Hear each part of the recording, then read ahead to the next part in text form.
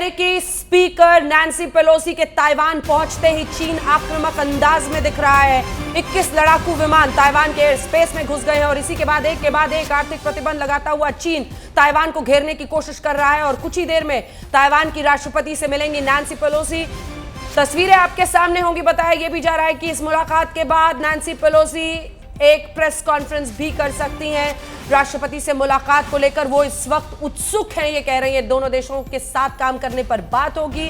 Nancy Pelosi का ये Taiwan दौरा किस तरह से पूरे विश्व को प्रभावित कर सकता है, जलवायु परिवर्तन पर बात करेंगे। ये यात्रा मानवाधिकार सुरक्षा मुद्दे को लेकर है और जैसे ही मानवाधिकार वक्त जैसा शब्द आ जाता है, ये लाइव तस्वीरें आप इस वक्त देख रहे हैं। दोनों ही तरफ से जो ट्रांसलेटर्स हैं वो अपनी जगह ले चुके हैं और कुछ ही देर में राष्ट्रपति ताइवान के और स्पीकर पेलोसी वहां पर पहुंचने वाली हैं।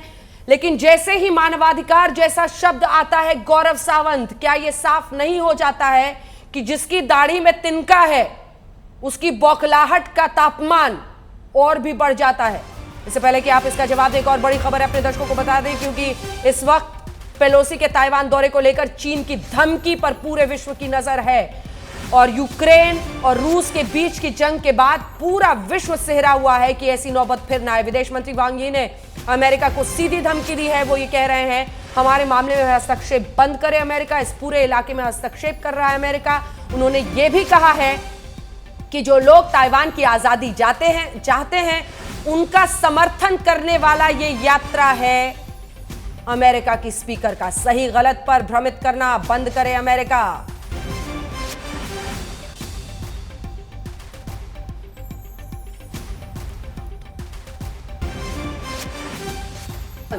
गौरव सावंत, सवाल यही कि जिस तरह से चीन धमकी दे रहा है, क्या यह नौबत एक युद्ध की तरफ बढ़ रही है? क्योंकि देखिए 21 लड़ाकू विमान यूं ही सिर्फ घूमने के लिए तो आसमान ने नहीं भेजा, एक संकेत दे रहा है। टारगेटेड किलिंग का सबसे ज्यादा खतरा दिख रहा है। इस समय खतरा बढ़ता जा रहा है। 21 लड़ाकू विमान, अर्ली वार्निंग विमान, एडवांस अर्ली वार्निंग विमान और इलेक्ट्रॉनिक वॉरफेयर विमान, ये सब एयर डिफेंस आइडेंटिफिकेशन जोन में भेजकर चीन एक संकेत दे रहा है। लड़ाकू विमान भी उसमें शामिल है। एक तरफ से ये, दूसरी तरफ 4 तारीख से 7 तारीख तक बड़ा सैन्य अभ्यास, और सैन्य अभ्यास किसी कोने में नहीं, हर तरफ से ताइवान को घेर के उत्तर, उत्तर पश्चिम, उत्तर पूर्व, दक्षिण, दक्षिण पश्चिम पूर्व, हर तरफ से ताइवान को घेरकर। और अब खबर यह भी आ रही है कि टेरिटोरियल वाटर्स में भी चीन एक्सरसाइज कर सकता है। यानी यह संकेत अगर हम चाहें तो एम्फीबियस असॉल्ट कर सकते हैं ताइवान पर। डरा रहा है, धमका रहा है, लेकिन तापमान भी बढ़ा रहा है। ठीक है, वो तस्वीर भी दिखाएंगे गौरव, जिससे यह साफ दिख रहा है कि कितने 21 जो लड़ाकू विमान जिसका हम जिक्र कर रहे हैं। लेकिन ताइवान को बचाने आएगा क्या अमेरिका? ये देखिए, ये वो तस्वीर है। ये अपने आप में एक संकेत दे रही है कि इस वक्त चीन के दिमाग में क्या चल रहा है। और जब आप शी जिनपिंग जैसे तानाशाह के दिमाग को डिकोड करने की कोशिश करें तो ये बहुत ही मुश्किल काम लगता है। अनिल त्रिगुनायन साहब हमारे साथ पूर्व राजनयिक जुड़ रहे हैं, कर्नल नैन हमारे साथ जुड़ रहे हैं जिनसे हम चर्चा करेंगे, कर्नल दिनेश नैन हमारे साथ जुड़ चुके हैं, रोहित शर्मा हमारे साथ पत्रकार सीधे वॉशिंगटन डीसी से इस वक्त लाइव हैं। लेकिन यह तस्वीर एक संकेत है कि अपने लड़ाकू विमानों के जरिए क्या संकेत दे रहा है। अब इस तस्वीर के साथ दूसरी तरफ जो हमने अमेरिका और चीन के सैन्य शक्ति का ग्राफिक्स बनाया है वो दिखा दीजिए। और तीसरी तरफ आप देख रहे हैं वहां पर पेलोसी पहुंचने वाली हैं कुछ ही देर में, स्पीकर पेलोसी और इसी के साथ ताइवान के राष्ट्रपति। ये 3 तस्वीरें आज पूरी कहानी को बयां कर रहे हैं जल्दी से, क्योंकि देखिए युद्ध सीधा होता हुआ नहीं दिख रहे हैं, कई लोग मान रहे हैं, लेकिन टारगेटेड अटैक का खतरा है। लेकिन राष्ट्रपति और नैन्सी पेलोसी दोनों आ चुकी हैं और यह बात नैन्सी पेलोसी ने कही भी है कि एक महिला राष्ट्रपति जो प्रजातंत्र को सशक्त करने की कोशिश कर रही है। और आप ये देखिए किस सम्मान के साथ नैन्सी पेलोसी को साई इंग वेन जो राष्ट्रपति हैं ताइवान की अपने साथ लेकर आई हैं। 2 ताकतवर महिलाएं। अंजना, बहुत बड़ा संकेत है ये। बिल्कुल, ये बहुत बड़ा संकेत है और कुछ ही देर में ये बातचीत होगी। लेकिन मुझे लगता है कि प्रेस कॉन्फ्रेंस का इंतजार करना होगा, जिसके बाद नैन्सी पेलोसी क्या कहती हैं इस मुलाकात के बाद वो साफ और स्पष्ट हो पाएगा।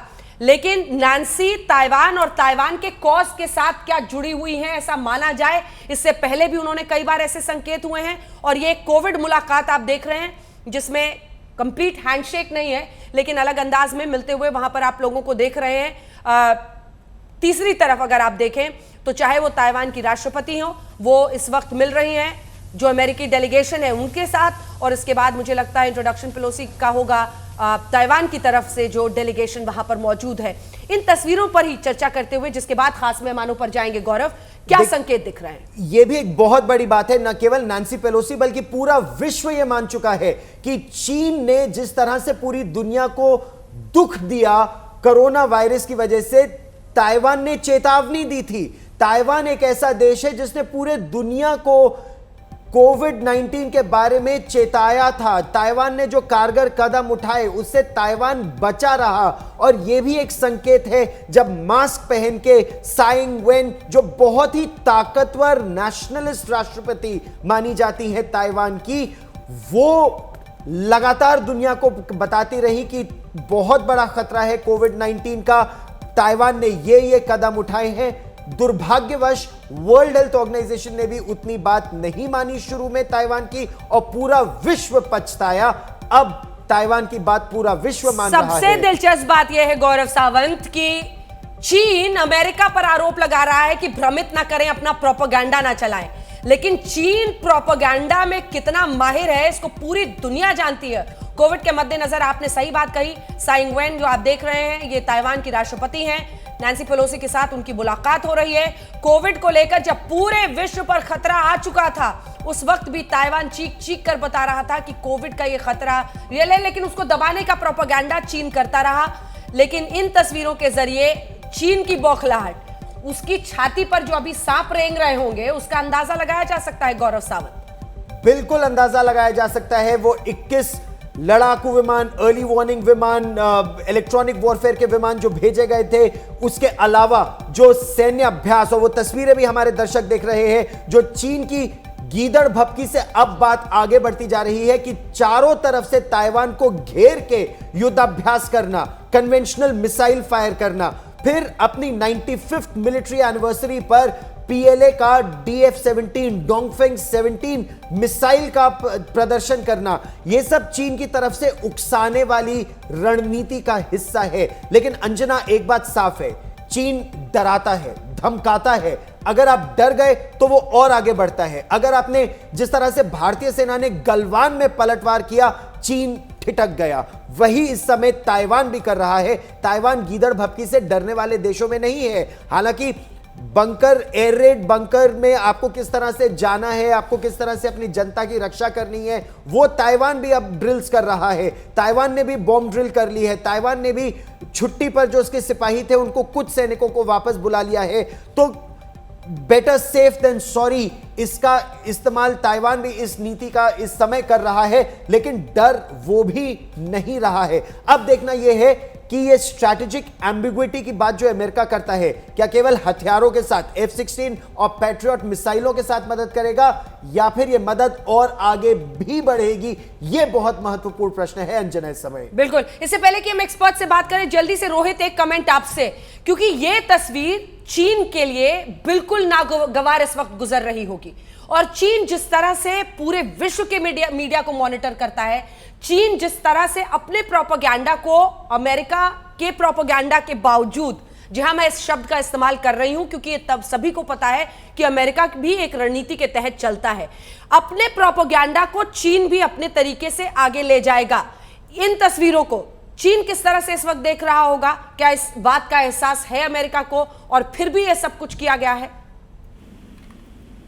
जी बिल्कुल अंजना, देखिए ये तस्वीर है, इन्हें ही अवॉइड करने की कोशिश की गई थी शी जिनपिंग द्वारा, एक धमका के अमेरिका को, क्योंकि वो नहीं चाहते थे कि दुनिया में इस तरह की पावरफुल इमेजेस सर्कुलेट हो, लोग देखें। इनफैक्ट ये इलेक्शन ईयर है शी जिनपिंग का, उनके लिए, खुद के लिए समर्थन जो उनका है, जो फॉर लाइफ वो प्रेसिडेंट बनना चाहते हैं चाइना के, तो ये इमेजेस वहां पे भी जाएगी, कहीं ना कहीं से जाएगी। और डैमेजिंग इमेजेस हैं के लिए, चाइना के लिए, और उनके अनफॉर्चुनेटली उनके प्रोपेगेंडा के लिए। तो मुझे लगता है कि अमेरिका अगेन, जैसा मैंने थोड़ी देर पहले भी कहा था कि बाइडेन शायद डाउन प्ले करना चाहते थे इस विजिट को, लेकिन एक सोची समझी वेल प्लान विजिट ये रही है जिस तरह से हमने ये भी देखा है कि किस तरह से चीजों को छुपाया गया, आखिरी दिन तक जब यहां से निकली स्पीकर पेलोसी तब ताइवान का जिक्र भी नहीं किया गया था उनके जो ऑफिशियल रीडआउट था उसमें। तो कहीं ना कहीं एक सोची समझी, एक सेकंड आपको टोक रही हूँ, एक सेकंड टोक रही हूँ। 黑保罗先生，各位贵宾，各位同仁，大家好。 Speaker Nancy Pelosi, Chairman Meeks, Chairman Takano, Vice Chairperson Delbene, Chairman Krishnamurti, Congressman Kim, Director Alkirk, Mr. Pelosi, dear guests, colleagues, ladies and gentlemen, good morning. 非常欢迎佩洛西议长率团来访。过去我和赖清德副总统过境美国的时候，都会接到佩洛西议长致电表示欢迎，也会针对台美关系交换意见。很高兴这一次能在台湾跟议长见面。 I would like to extend a very warm welcome to Speaker Pelosi and the delegation. In our previous transit stops in the United States, Vice President Lai and I had always received calls from the Speaker to welcome us and exchange views with us on Taiwan-U.S. relations. I am delighted to meet face-to-face with the Speaker in Taiwan this time. 佩洛西议长是台湾最坚定的友人，各位议员也都是美国众议院重要的领袖，长期在各领域积极推动台美关系的进展。非常感谢各位此次来台访问，展现出美国国会对台湾坚若磐石的支持。 Speaker Pelosi is truly one of Taiwan's most devoted friends. The representatives here today are all important leaders in the House and have long made proactive efforts to promote progress in Taiwan-U.S. relations in all areas. We are truly grateful to you for making this visit to Taiwan to showcase the U.S. Congress's staunch support for Taiwan. 佩洛西议长和台湾有很深的渊源。在1999年10月，佩洛西议长曾经访问台湾，当时特别关心921震灾的后续情况。在此后的20年，台湾不但走出了921震灾的阴影，而且重建，更陆续克服了各项的挑战。 Speaker Pelosi has deep and long-standing ties with Taiwan. In October 1999, the Speaker visited Taiwan and was particularly concerned with the 9/21 earthquake and its aftermath. In the 2 decades following the earthquake, Taiwan not only made successful post-disaster reconstruction, but also weathered multiple challenges, one after another. 而这20多年来，佩洛西议长也 speaker Nancy Pelosi के Taiwan के साथ अच्छे रिश्ते हैं और अक्टूबर 1999 में वो Taiwan आई थी और भूकंप के बाद भी 最诚挚的。 पुनर्वास के कार्यक्रम में उन्होंने ताइवान की In the जनता की past मदद 2 की थी। decades, Speaker Pelosi continued to pay close attention to democratic developments in Taiwan and demonstrated unwavering support for Taiwan's international participation. Madam Speaker, I must extend my most heartfelt gratitude to you.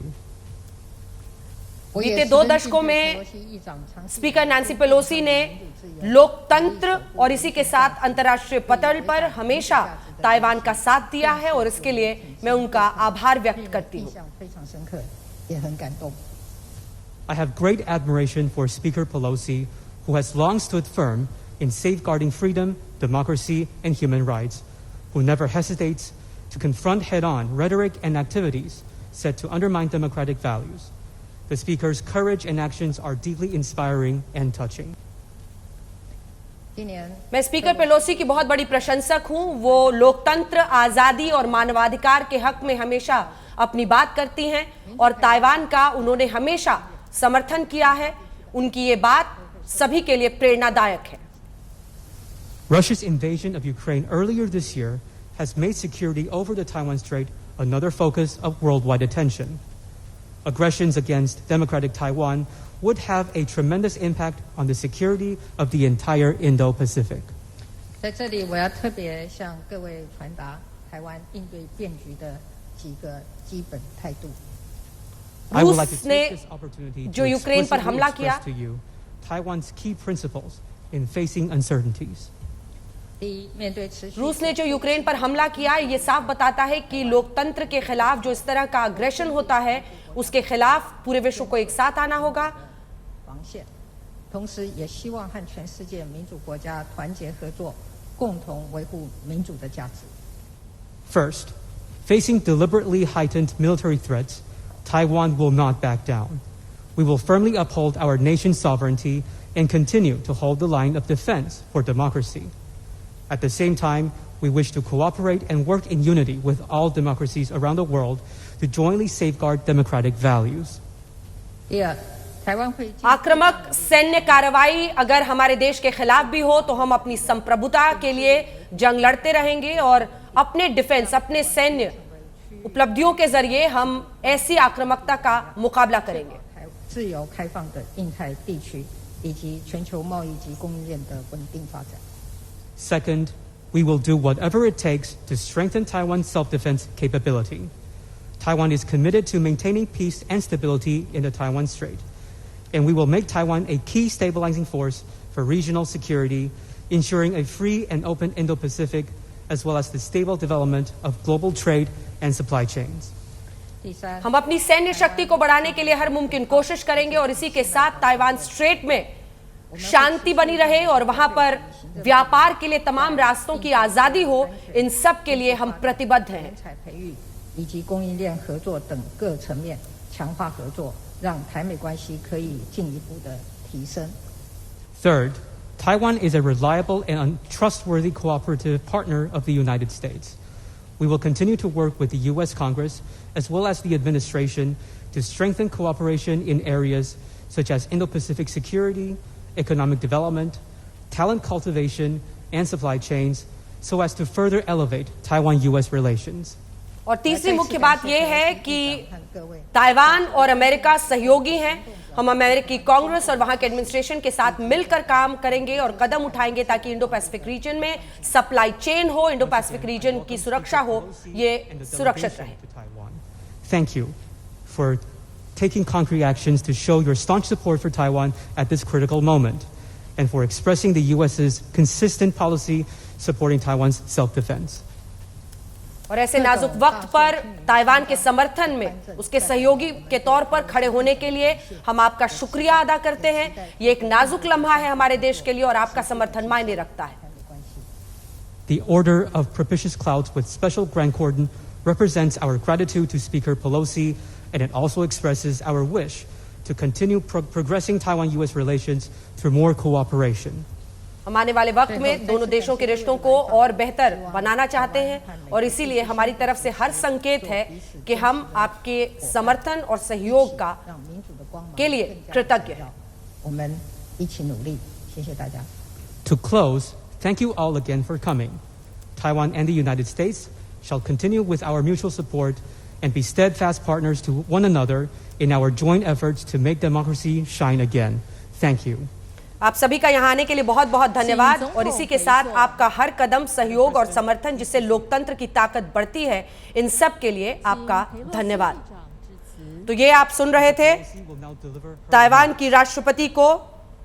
आपको बता दें सुन लीजिए इस to receive the Order of the Propitious Clouds with Special Grand Cordon from you. We are so proud of your leadership, a woman president in one of the freest societies in the world. There's great immense admiration for your leadership and great personal humility that I accept this award. Humility because I accept it not for me only, but for our members of Congress who are so instrumental in all that you said about our accomplishments together. Democrats and Republicans, House and Senate, both sides of the aisle, united in our support for Taiwan. This time I am so excited to receive this award on behalf of the United States Congress, as I said, is just unwavering. The response that we had to our visit was so positive from our colleagues. जो सहयोग और समर्थन मुझे और मेरे colleagues को मिला है उसके लिए हम आपके कृतज्ञ हैं। And the capital is a symbol of our treasured friendship. 谢谢总统阁下，非常荣幸能够接受特种青云大绶勋章的颁赠，也非常的荣幸，我也为总统的女性的领导的力量，以及我自己身为女性的领导人为荣。那当然，我这一次能够获颁这个勋章，我是非常虚心接受的。会说虚心，是因为我不只是代表我自己，也代表整个美国的。我们这次来访的所有的美国的议员们一起来接受这份勋章，而且这些一同行的议员们呢，其实对于刚刚讲到的所有的对台美关系的贡献呢，其实他们都有尽一份力，而且我们这样子的贡献，无论是民主党、共和党，无论在众议院、参议院，大家都是团结一致，有了高度的共识的。那我也非常的兴奋，能够代表整个众议院呢，代表整个美国政府能够接受这样子的一个勋章。我也很期待能够把大受青云勋章带回去，展示在我的办公室当中。毕竟我在办公室并不会穿戴整个大绶。Madam President, I think it's important to remind some and inform others of how we are here. 43 years ago, with the Taiwan Relations Act, America made a bedrock promise to always stand with Taiwan. And on this strong foundation, we have built a thriving partnership, grounded in our shared values of self-government and self-determination, focused on our mutual security interests in the region and across the world, committed to the economic ties that power prosperity for all of our people. 我们这一次的来访 कुछ दशक पहले ही America ने जो Taiwan के साथ सहयोग की नीति बनाई है, वही नींव है हमारे दोनों देशों के रिश्तों के बीच की।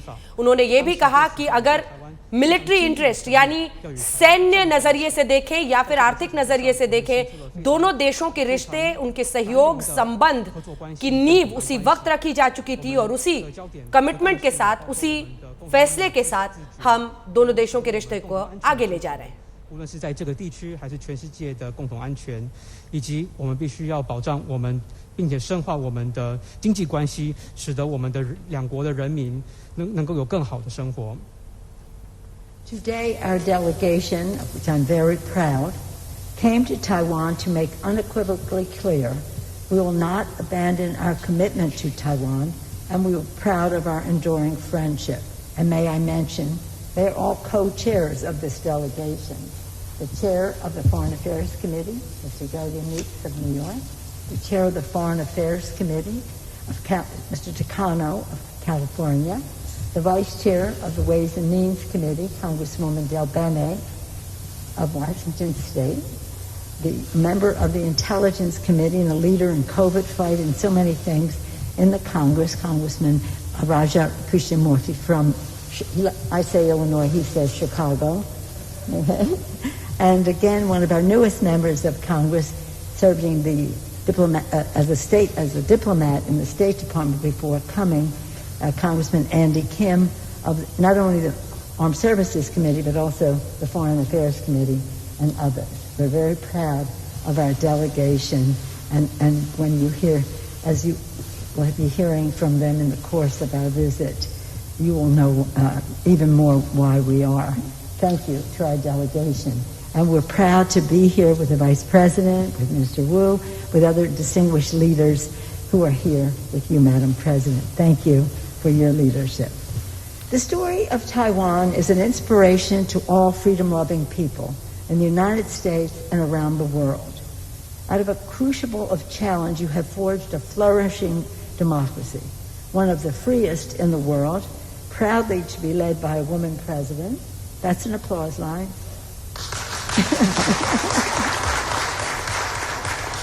我们这次访团非常的荣幸。 हमें अमेरिका और ताइवान की दोस्ती पर गर्व है। हमें इस बात पर भी गर्व है कि तमाम चुनौतियों के बीच लोकतंत्र को कैसे जिंदा रखें, उसे वाइब्रेंट और भी मजबूत बनाया जा सके, इन सब पर ताइवान की राष्ट्रपति का जो काम है उसकी हम सराहना करते हैं, उसके हम प्रशंसक हैं। इसी के साथ नैंसी पेलोसी ने अपने मुल्क से आए तमाम डेलीगेशन के लोगों का, चाहे वो कैलिफोर्निया से लेकर शिकागो से आए हुए थे, उन सब का जिक्र करते हुए बताया कि कैसे कोविड से जो जंग लड़ी जा रही है उसमें ये लोग यहाँ पर मौजूद हैं। उन्होंने गर्व भी अपने डेलीगेशन पर जाहिर किया और इसी के साथ चीन की माफ कीजिएगा ताइवान की तरफ से जो वहां पर डेलीगेट्स मौजूद हैं उन सब का स्वागत किया। दोस्ती दोनों मुल्कों के बीच, लोकतंत्र की मजबूती और राष्ट्रपति ताइवान की उनके कामों की प्रशंसा करती हुई Nancy Pelosi.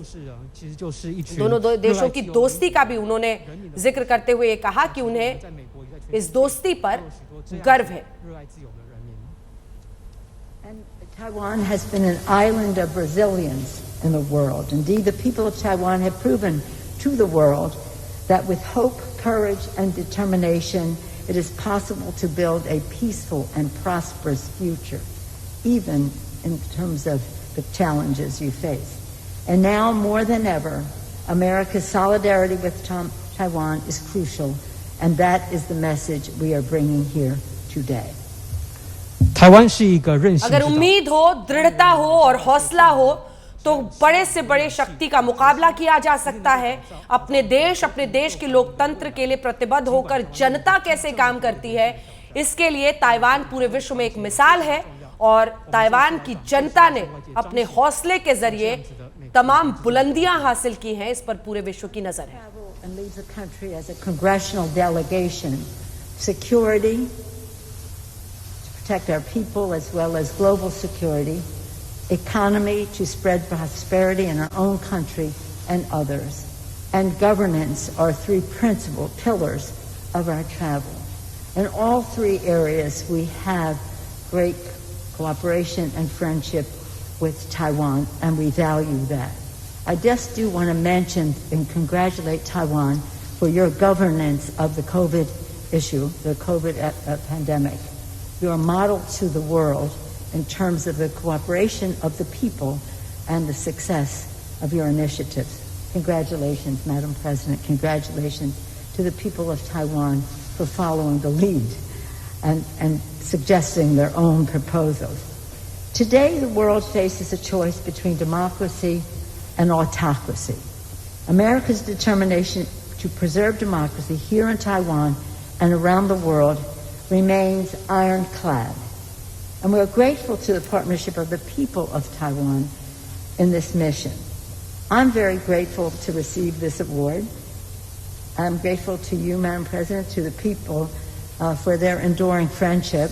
I'm very blessed, as are my colleagues, with many Taiwan Americans who are very excited about our visit. And in fact, when I came before, in '99, I came with them, and we learned a lot. And that's what we came to do, to participate in the Asian Pacific Initiative in a way that is appropriate for Taiwan to be successful, whether in trade, security, etc., and to do so in a way that opens many more possibilities. We came here to listen, to learn, and what do you know? I got this beautiful, beautiful, beautiful award. The Order of Propitious Clouds with Special Grand Pardon. Thank you, Madam President. Thank you so much. मैं बधाई देना चाहती हूँ राष्ट्रपति साई इंग-वेन को, जिस तरह से उनकी जनता ने और उन्होंने मिलकर कोविड के खिलाफ जंग लड़ी है, वो पूरे विश्व के सामने एक मॉडल है। विश्व इस वक्त तानाशाही और लोकतंत्र के बीच चुनाव करने के घड़ी में खड़ा है और ताइवान जैसे मुल्क ने जब लोकतंत्र को चुना है तो हम उसकी ताकत, उसके हौसले के लिए राष्ट्रपति को बधाई देना चाहते हैं और इसी के साथ एक बार फिर से यहां की जनता को इस बात के लिए बधाई देते हैं। इंडो पैसिफिक रीजन में चाहे व्यापार हो या फिर ताइवान की सुरक्षा हो, अपने काम के जरिए जो सफलता ताइवान ने हासिल की है और आने वाले वक्त में वो इसी तरह से सफल और बरकरार रखे अपनी सुरक्षा को, अपने व्यापार को, इसमें हमारा समर्थन है ताइवान के लिए। और इन्हीं बातों के साथ नैंसी पेलोसी ने अपनी बात यहां पर पूरी की है।